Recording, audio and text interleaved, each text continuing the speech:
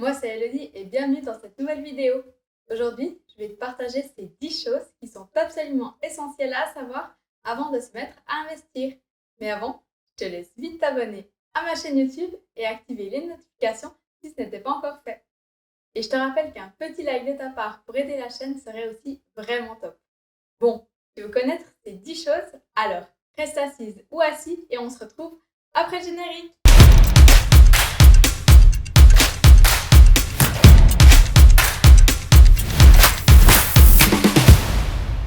Et voilà, c'est parti. La première chose à savoir est qu'avant de faire un investissement, ou du moins parallèlement, il faut te créer un fonds de sécurité. Ce fonds de sécurité peut être de 3 à 6 salaires. Il est là en cas de coup dur, comme par exemple un licenciement. Parce que oui, il y a le chômage, mais des fois, tu as un délai d'attente avant d'avoir droit aux prestations de chômage. Et c'est là que ce fonds va t'aider. Tu l'auras compris, avec moi, c'est sécurité avant tout. Voilà, maintenant que tu te constitues ton fonds de sécurité ou que tu l'as constitué et que tu veux investir, la deuxième chose à savoir est qu'il y a des personnes qui vont essayer de rentrer dans ta vie. Alors je t'arrête tout de suite avec tes pensées romantiques. Ici, je ne te parle pas du grand amour. Au cours de ta vie, tu vas rencontrer des conseillers en investissement. Il existe 2 types de conseillers en investissement. Ceux qui sont dépendants et ceux qui sont indépendants. Les conseillers dépendants, comme dit, sont dépendants des gestionnaires de fonds. Donc en bref, ils recevront une commission pour les produits qu'ils vont te proposer, comme des contrats d'assurance vie ou troisième pilier.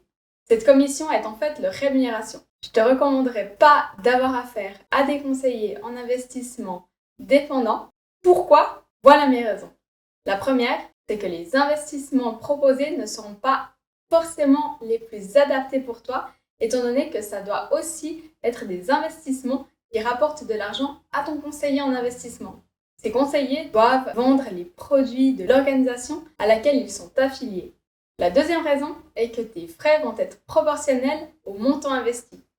Plus tu as d'argent, plus tu investis et plus tu vas payer des frais. Généralement, tu payes un pourcentage. Donc si par exemple, tu as un rendement de 8%, mais que tu as 1 à 2% de frais, en réalité, il te restera que 7% à 6% de rendement par an. Sur un an, tu te dis que c'est pas grand-chose, mais sur des dizaines d'années, ça peut te coûter plus de 200 000 francs avec les intérêts composés. Donc c'est très important d'en être conscient. A contrario, un conseiller en investissement indépendant va te proposer des investissements qui sont totalement adaptés pour ton profil, puisqu'il n'est absolument pas rémunéré pour les produits qu'il te propose, ce qui est un réel avantage à mes yeux.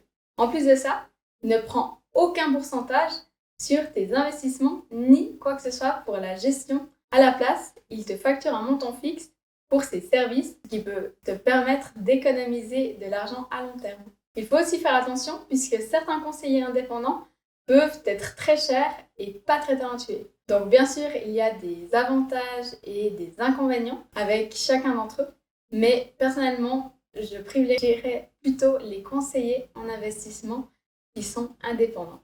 Si tu dois faire appel à eux et que tu ne veux pas gérer tes investissements. Mais si tu regardes mes vidéos, tu seras à même de gérer tes investissements sans aucun souci. La troisième chose à savoir est que l'investissement est accessible à tous, même si tu n'as que 50 francs.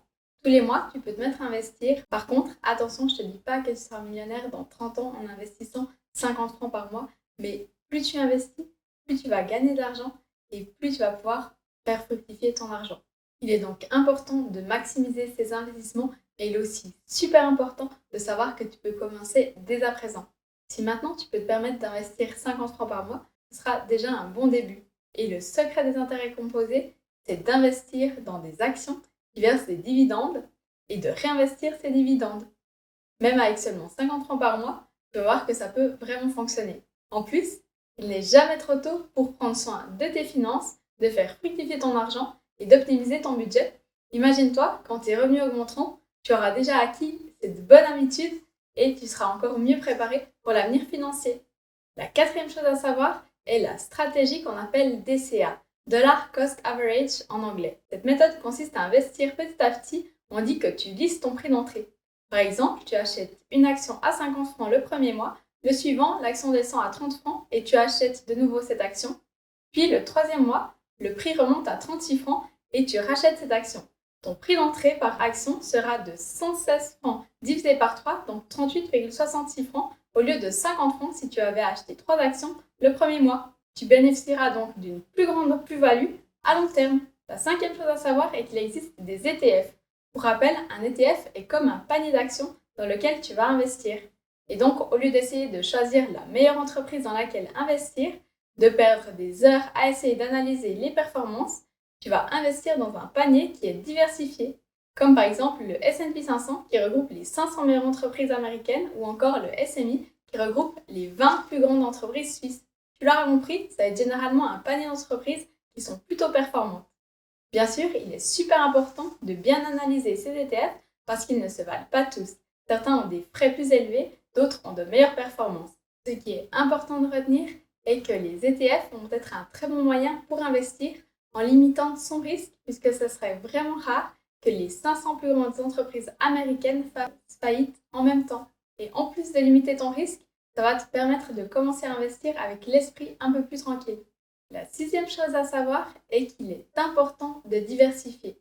On a parlé juste avant des ETF qui sont un très bon moyen pour diversifier tes investissements sans devoir passer des heures à analyser différentes actions.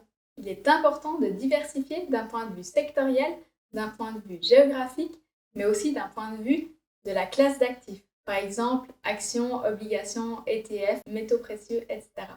Plus tu vas diversifier, plus tu auras des investissements qui seront rentables, qui seront sécures et qui, en plus de tout ça, sur le long terme, vont te protéger contre de très nombreuses crises et événements financiers. La septième chose à savoir est que le meilleur moment pour investir est lorsqu'il y a du sang dans les rues, comme l'a dit John Templeton.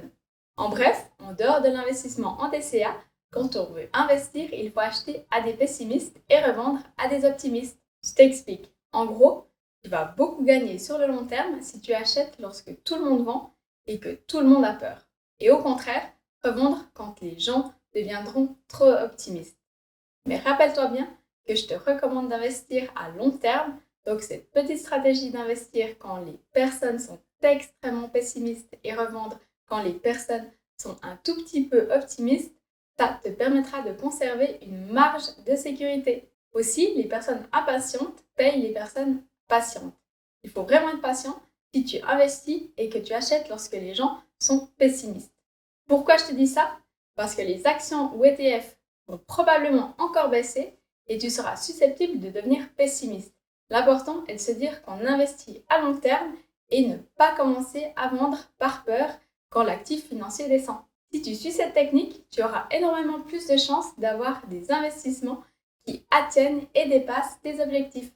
La huitième chose à savoir est que tu peux avoir un avantage fiscal sur tes investissements, évidemment via le troisième pilier en Suisse. C'est très important d'utiliser le pilier 3A puisque ça va te permettre de ne pas payer trop d'impôts sur les plus-values et les intérêts que tu peux percevoir de tes investissements de cette manière-là. Et en plus, ça va te diminuer ton impôt sur le revenu puisque ton revenu sera diminué de la somme cotisée sur ton pilier 3A. Et qui dit moins d'impôts à payer, dit plus d'argent à épargner. La neuvième chose à savoir est qu'il serait mieux d'éviter les banques traditionnelles pour faire des investissements. Tout simplement parce que les frais sont très élevés et comme je t'ai expliqué en début de vidéo, si tu as des frais hyper élevés, ça diminuera ta rentabilité. Il faut vraiment que tu en sois conscient. Les 2 à 3% de rendement en moins vont te faire perdre plusieurs années et donc te feront atteindre ton objectif financier à 60 ans au lieu de 50 ans par exemple.